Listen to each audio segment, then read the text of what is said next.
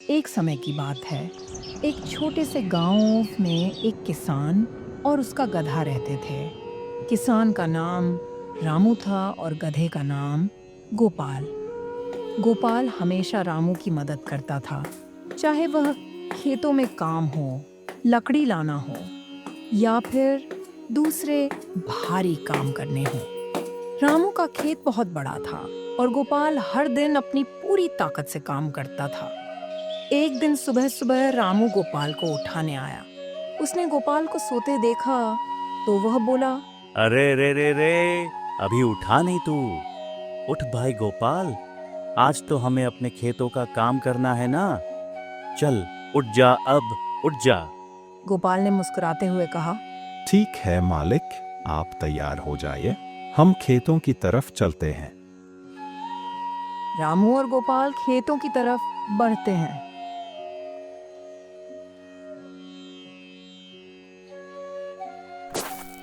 तेज धूप में काम करते हुए रामू की आंखों में थकावट और पसीने की बूंदें साफ दिखाई दे रही थीं।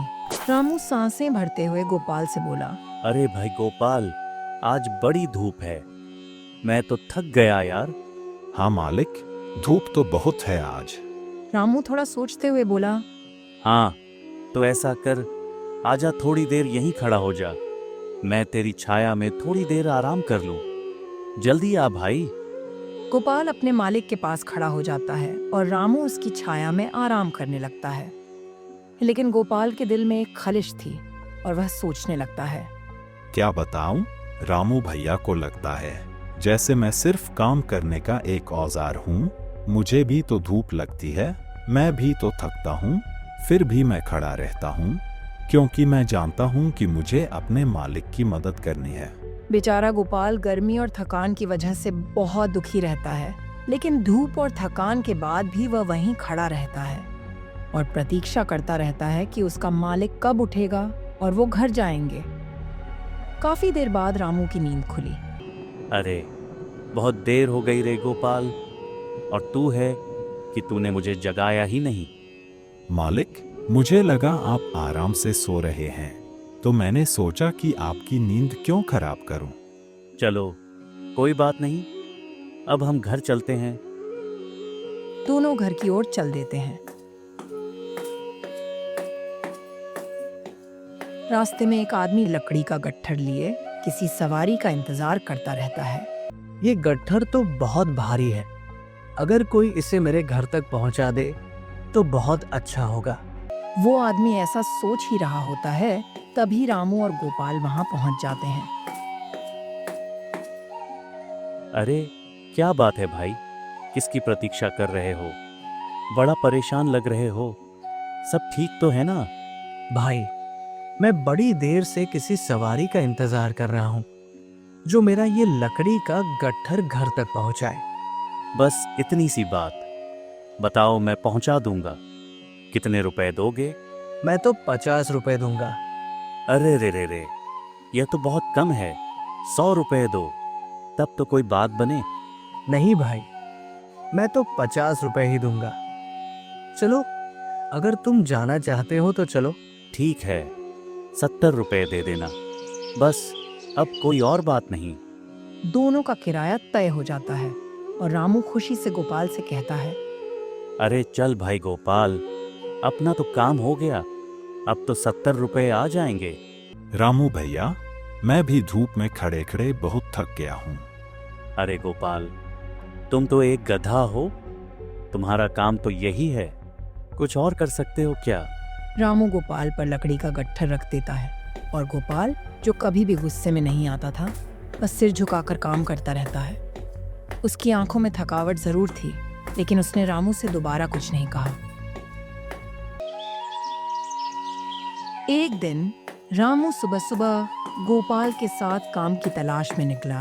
उसने देखा कि एक व्यापारी को बहुत सारी अनाज की बोरियां कहीं ले जानी है, तो वह व्यापारी के पास गया और बोला, राम राम सेठ जी, कोई काम वाला चाहिए क्या? हाँ चाहिए, तो कोई मेरी अनाज की बोरियां मेरे गोदाम तक पहुंचा दे तो काम हो जाए। हाँ हाँ सेठ जी, क्यों नहीं, मैं पहुंचा दूंगा। तो ठीक है, मैं एक बोरी का 30 रुपया दूंगा। रामू बहुत खुश हुआ। उसने सोचा कि आज तो बहुत पैसे कमाने का मौका मिल गया। उसने सेठ का कहना मान लिया और गोपाल को अपने पास बुलाया और बोला, गोपाल, मुझे ये अनाज की बोरियां पहुंचाने में मदद करो। ये सारी की सारी आज ही पहुंचानी है और मुझे यकीन है हम यह काम जरूर कर लेंगे।